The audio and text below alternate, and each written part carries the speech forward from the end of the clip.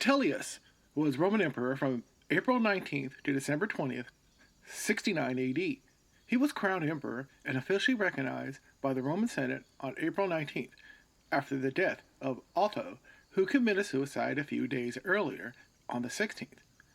Some historians at the time believed that Otho did this in order to stop a potential civil war from within the empire from occurring, and he only reigned from January 15th to April 16th. Vitellius was able to get the throne due to one of the commanders of the Legion of the Rhine, Aulus Caecina Aelianus, along with fellow general Fabius Valens. They were able to lead a revolt of the imperial legions and threw their support to Vitellius after knocking off the 70-year-old emperor Galba, who started 69 AD as emperor before being removed in favor of Otho. All three emperors of 69 AD continued to worship Nero, despite ending his reign in shame. He was still a popular figure among the lower-class citizens of Rome. All three emperors continued to publicly praise him through song and poetry. Vitellius decided to take it one step further and would transform himself to look and act like him in public. Vitellius also loved to eat and would often attend, on an average, of 4 banquets a day to fill his voracious appetite. He would import animals from around the empire for his favorite dish called the Shield of Minerva, which consisted of the innards of pikes, peacocks, flamingos, and lampreys. Vitellius accomplished these gluttonous feats by often visiting the vomitorium after each meal. While Vitellius spent millions upon millions of gold coins on his luxurious meals and gladiator games, the man who would become the 4th emperor of the Roman Empire in the year of 69 AD was marching on his way to Rome. That happened to be Vespasian, the commander of the 10th Legion of the Strait. His loyal army marched from the east and entered Italy from the north and straight into Rome. When Vitellius learned about Vespasian being recognized by the eastern provinces of the empire as the only emperor on July 1st, and hearing about the destruction of his loyal legion in the Gaul when it was neutralized, when the leader was executed by the troops loyal to Vespasian, Vitellius was ready to abdicate his crown and flee into retirement.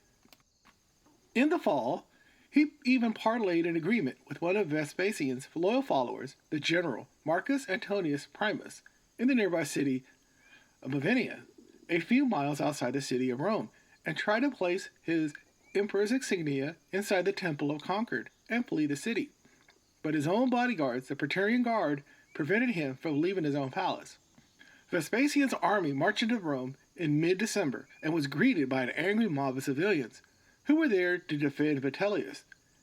A bloody battle took place for the city of Rome. According to the historian Suetonius, over 50,000 people lost their lives in the Battle of Rome.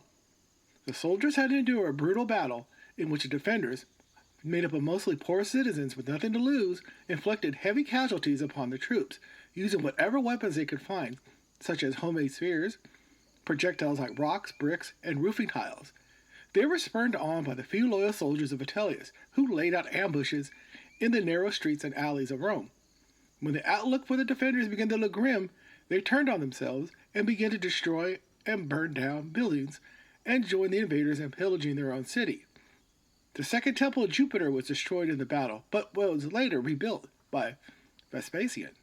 During the Battle of Rome, Vitellius was hiding out in his palace. He put on a filthy tunic and some ragged clothes and hid in a dog kennel.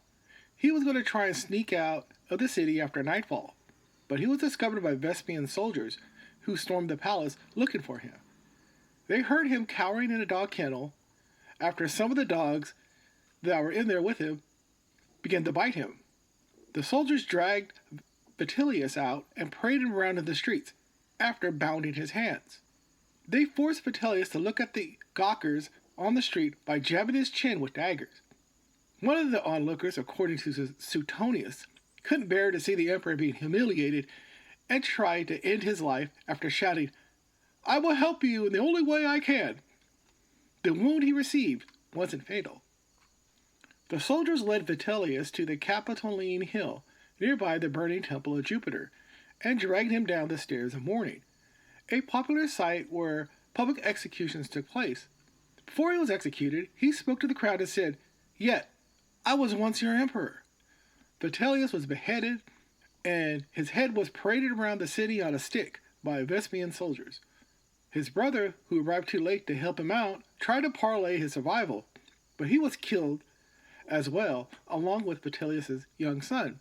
Vespasian was officially named emperor on December 20th by the Roman Senate, thus ending the year of the four emperors.